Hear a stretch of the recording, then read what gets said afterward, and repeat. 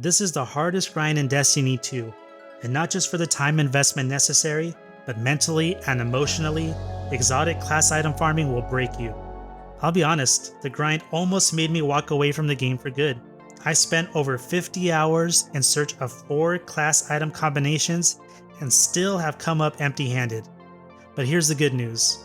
There are ways to make this grind a little more bearable, and dare I even say it, fun? In this video, I'll talk about how to make your run as efficient as possible, how to enjoy the grind without losing time, how to spend your time before the chests spawn, and some mini games you can play and the landing for mental breaks. So why is this the one grind that gets under every player's skin?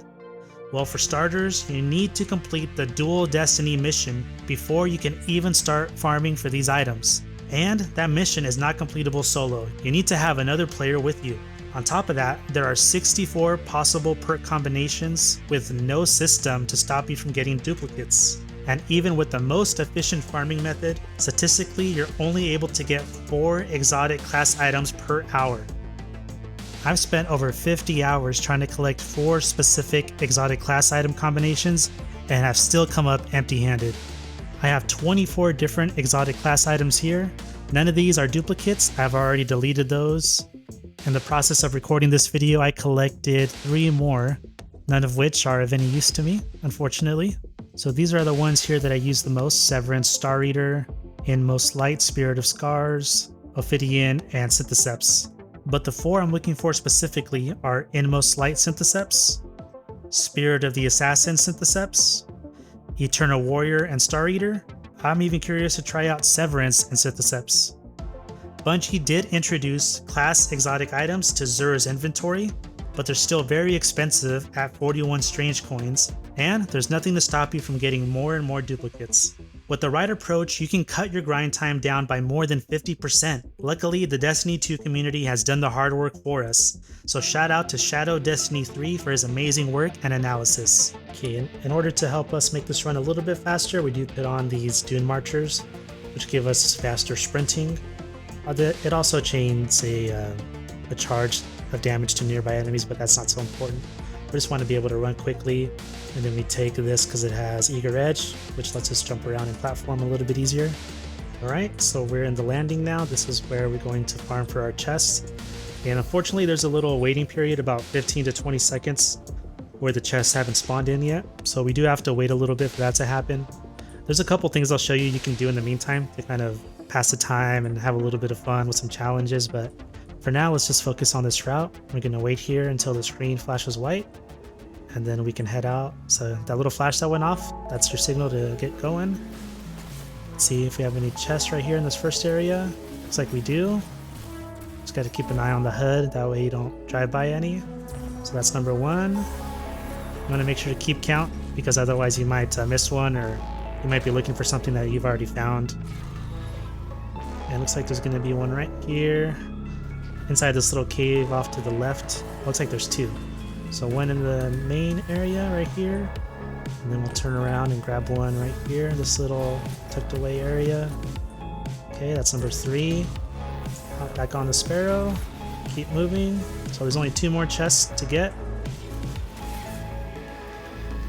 This area is a little bit crowded with enemies, so if we start taking a lot of damage, it's alright to jump off and clear them out like this. Especially when the chest is right here in this little middle area. Okay, hop back on.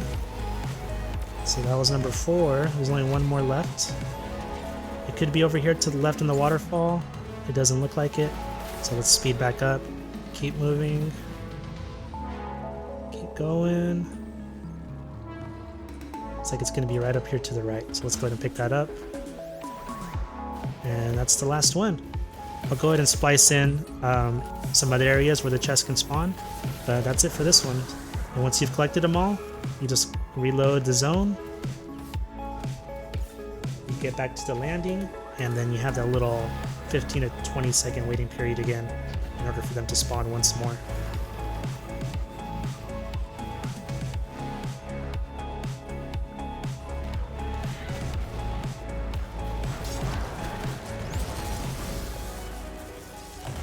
After a ton of headaches and experimentation, I figured out how to turn this grind into an enjoyable experience. without losing time. Okay, so this is a fun little game I like to call drive-by shot. This is when you have to get a chest. There's usually about three different locations a chest will fall around here. Sometimes behind that big rock, sometimes up here on this platform. Okay, so you grab your chest like this. So you go ahead and hit some enemies, and then you jump on your sparrow and give these guys a little shock as you drive by them. Wave your hand and just keep on moving. And obviously it doesn't have to be that location specifically. You can do it somewhere else where, for example, if there was a chest here, you go ahead and get it, pick it up, use your conductor, keep on driving, and just shock whatever's in your way. Waiting for the loot chest doesn't have to be a waste of time. Here's how to make it count. Okay, so one of the things I like to do while we wait for the chest to spawn is give myself a little platforming challenge. I like to try to jump on that little, I don't know, transformer electrical looking thing. And I try to get to there from as far as I can. I've been able to make it from this ledge, but this is about as far as I can jump and land on it. Ooh, for demonstration purposes, let's just try this again. Boom, just like that. So that's one of the areas where I like to jump. Okay, so here's the other challenge I like to complete before the chests spawn in.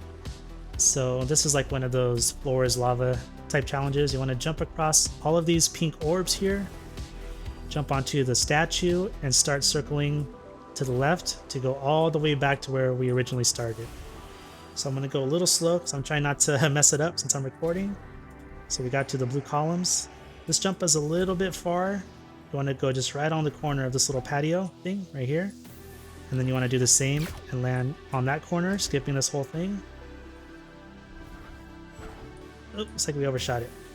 And yeah, totally landed where I was supposed to right here. And then jump onto this orb and get back here to this original ledge, and you should make it here in time, right before the white light flashes. Okay, last try. Let's try to get it done without falling, and we'll make it back in time before that white flash goes off.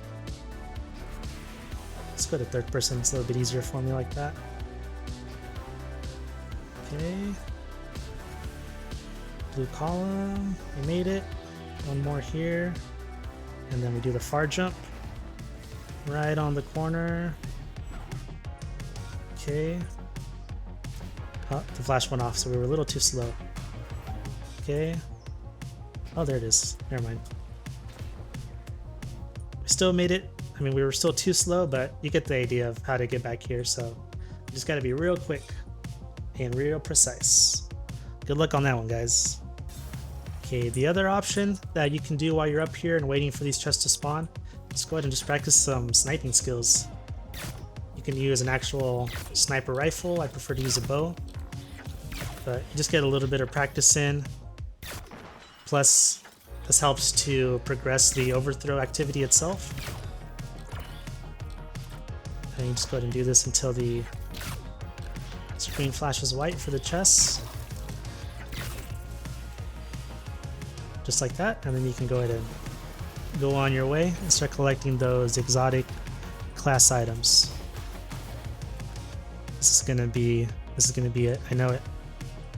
This is gonna be it. I know it. Anyways, keep on moving.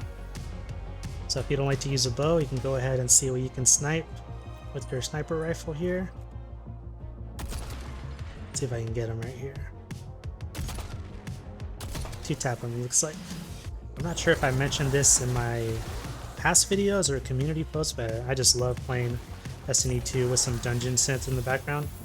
So obviously another great way to pass the time while you're doing this grind is to listen to music. And I myself have been finding it more and more immersive to listen to dungeon synth. So inside of that genre of dungeon synth, I specifically love listening to Mountain Realm, which is an artist that's featured by Cryocrypt. This album right here is amazing, Grey Shadow Ruins. And this is really great for when you're inside of dungeons or underground, or even just when you're up in space and things seem desolate. This is good music to listen to. It's really immersive. But when you're grinding for something on the Pale Heart, probably your best bet from this album is going to be The King Lives. This one's a pretty good track here. Another good one is going to be Pyre. This one's especially good for once you're getting to like overthrow level 2 and 3 and the enemies become a little bit harder to deal with and the bosses start showing up. So this is a great track for that. Dark Kiss is another good one. Oh man, this one gives me like old Toonami vibes, like when they used to show Dragon Ball Z and those type of cartoons. I think it's because it reminds me of that producer, what was his name? Falconer, right? They had those Falconer DBZ tracks that they originally played before they changed the soundtrack.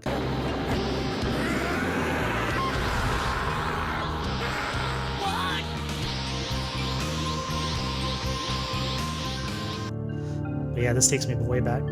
But yeah, definitely check out Mountain Realm here on Bandcamp. They're awesome. Taking a mental break doesn't mean losing progress. Here's how mini games can keep you fresh and moving forward. Alright, so when you see that this event has spawned in, the Portal Keeper event over here to the left, you can know you're able to take a little mental break from just grinding efficiently. And you can still grind, it's just gonna be a little bit more fun and a little bit slower at the same time. Because what we can do here is kill off this Revenant Knight right here, and the orb that he drops, it stays indefinitely as long as you're still in this overthrow level 2 and you don't go back to orbit or anything. So you have unlimited uses of this. You can swap weapons and it'll just stay by you. And what I like to do with this is, since I'm gonna be looking for chests anyways, I just take this thing with me and I use it as my new primary weapon now to clear ads that get in my way. Obviously you still run around fast because we have those exotic Dune Marchers, but it's not too bad, especially because the Dune Marchers let you chain melee attacks, so you can still kill groups of enemies relatively quickly. So yeah, you just keep going around the normal route like normal, kill off any enemies that you want to, especially when they're grouped up. Keep going through the route. Another chest available for us right here and down below, and then that'll be it for this instance of the landing. Here we go. And those should start resetting now. And while they're doing that, I like to pass a little bit of time. I like to have a little bit of fun with these knights over here. There's 2 of them, and for whatever reason, they just remind me of the twins from Double Dragon. So I just call them Billy and Jimmy. Even though I think the original typo when the game was released was Jimmy and Bimmy, something like that. Alright, so you want to clear these ads because they're going to get in the way of the little game we're about to play with these twin knights. So you want to keep the knights around, but you don't want the little acolytes or whatever they're called. And I think we killed them off. Okay. So that orb we had from the other activity, go ahead and pick it up. And then we just proceed to play keep away from these guys. Try to dodge all their attacks if you can. Keep your health at 100%. I like to tease them and come over here across the bridge. And then when they swipe at you, you can dash and slide underneath. If you're quick enough like that. Just kind of taunt them. Oh. They come and try to chase you. And then, and the thing is, there's actually a boundary that they can't cross, so that makes it a little bit more funny when they're right up about to catch you. You just kind of jump right here, and then they can't do anything about it. They'll back up because they're past their boundary. They're still here, but they just won't actually go up and try to attack you while you're up there. And sometimes you can get the that eye in the sky to spawn up here too for like an extra challenge. Now we got 2 Shriekers, so this is like advanced level right here. We got Shriekers on either side, we got 1 knight chasing us. Oh yeah, for some reason this guy will die, this knight will die too. Some other enemies that are shooting at us from over here. But anyways, 2 Shriekers. Try to dodge everything. Oh, looks like we got hit. Right here, buddy. Right here. Let's go.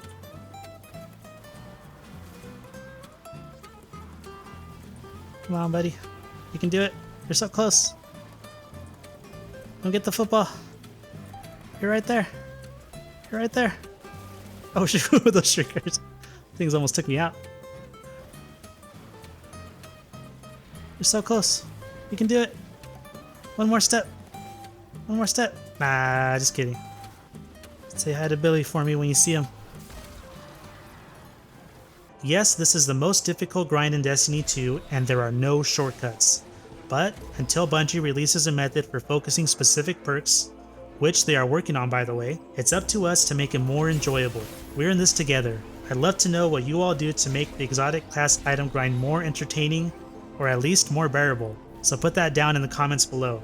But since we're on the topic of grinding and making things fun at the same time, if you still haven't gotten the exact weapons and perk rolls from Warlord's Ruin, check out this guide on how to easily and enjoyably beat the first boss so that you can get weapons such as Indebted Kindness and Dragon Cult Sickle.